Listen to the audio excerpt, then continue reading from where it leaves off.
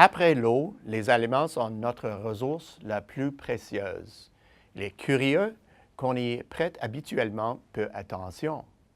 Pourtant, lorsque l'eau et les aliments se font rares, ils deviennent des ressources inestimables.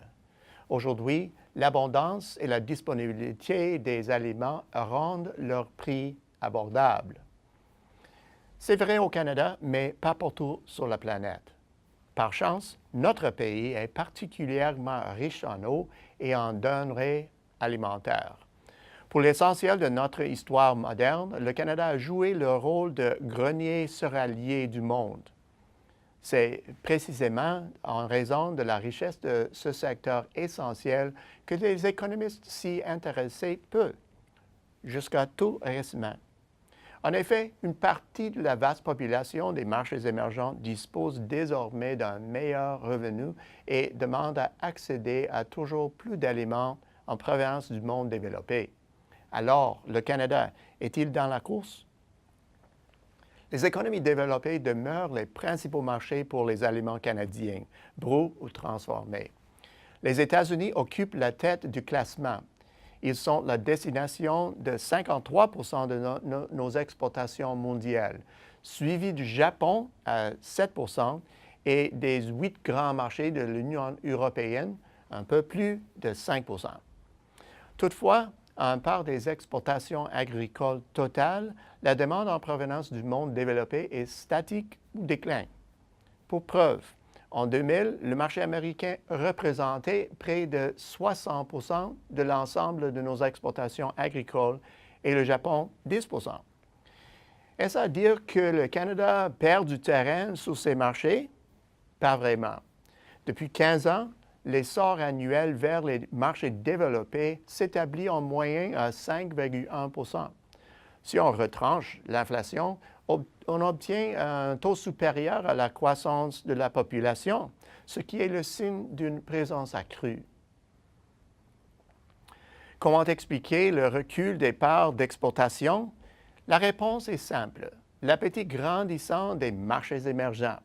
Sur ces marchés, la croissance annuelle s'est fixée en moyenne à 8,4 Résultat, la part des économies émergentes aux exportations agricoles est passée de 22 du total en 2000 à 31 en 2016. L'augmentation de la population n'est pas l'unique facteur déterminant derrière cet embelli, étant donné que de vastes régions du monde émergent doivent composer avec une démographie en berne. Il ne fait pas de doute que cette envolée de la croissance est en partie attribuable à plusieurs facteurs. Amélioration des technologies de transport et d'entreposage frigorifique. Effet de la mondialisation sur les préférences alimentaires et taille modeste des obstacles au commerce touchant les denrées alimentaires. Le facteur prédominant est probablement l'accroissement de la richesse. L'essor de la classe moyenne dans les économies émergentes est impressionnant. Au Brésil, 5 millions de personnes rejoindraient chaque année les rangs de la classe moyenne. En Indonésie, ce chiffre serait de 7 millions.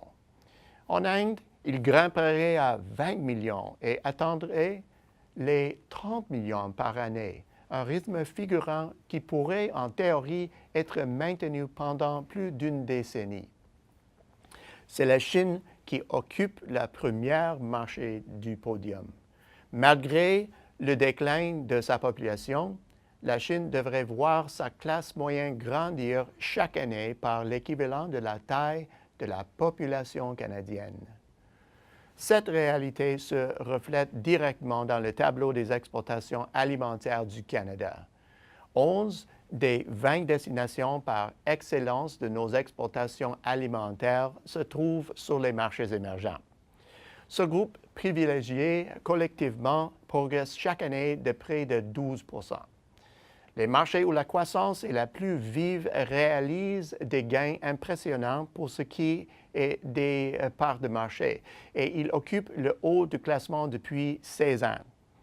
Malgré tout, pour la plupart des marchés, les parts se maintiennent autour de 2 ou des 7. Le Mexique fait figure d'exception. Il représente 2,9 % des exportations agroalimentaires canadiennes. Cependant, comme c'est le cas pour le reste du groupe, la part du marché mexicain n'a pas bougé depuis 2000. Parmi les clients du Canada dans le monde émergent, la Chine se démarque. Grâce à une croissance annualisée de 15,5 %, la Chine constitue le deuxième marché d'exportation du Canada, à bonne distance du Japon, qui se hisse au troisième rang. Le part de la Chine aux exportations totales du secteur agroalimentaire canadien n'est pas moins remarquable, passant de tout juste 3 % en 2000 à 11 % en 2016.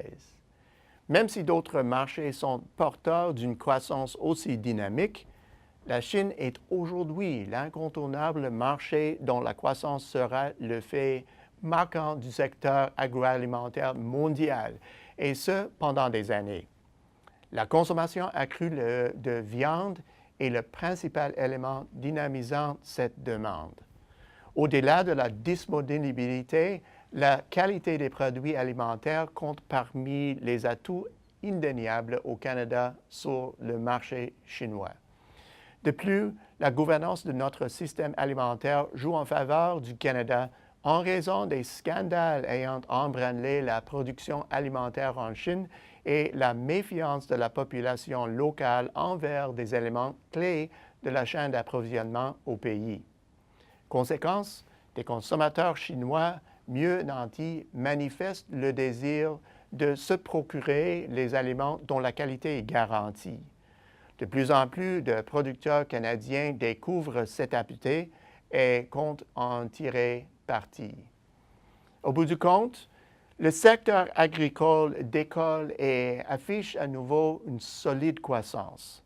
Même si le gros de l'activité du secteur se concentre sur les marchés traditionnels du Canada et même si l'entrée en vigueur de la AECG ouvre de nouveaux débouchés en Europe, les marchés émergents sont et resteront pendant des décennies des moteurs de la croissance pour tous les segments de la filière agroalimentaire. À la semaine prochaine, c'est Peter Hall.